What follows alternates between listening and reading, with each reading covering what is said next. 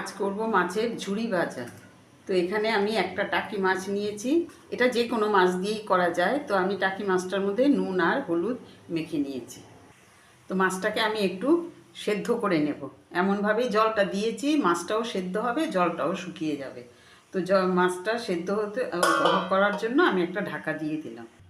খানিকটা তেল গরম করে নিয়েছি, পেঁয়াজটা ভেজে নেব। দিলাম রসুন কুচি, লঙ্কা কুচি, দিলাম সেদ্ধ করে কাটা ছাড়িয়ে রাখা মাছটা, দিলাম নুন, দিলাম হলুদ গুঁড়ো, দিলাম লঙ্কার গুঁড়ো। ভালো করে ভেজে খানিকটা আলু এরকম ছোটো ছোটো করে কেটে ভেজে নিয়েছি, সেটাও দিয়ে কয়েক কোয়া রসুন দিয়ে দিলাম, দিলাম ধনেপাতা কুচি। এবার ভালো করে মিশিয়ে নেব, নিয়ে আরেকটু ভেজে নামিয়ে নেব। তো এই হয়ে গেল টাকি মাছের পুর ভাজা। তো এখানে আমার মাছটা কম ছিল বলে আমি এখানে আলুটা দিয়েছি।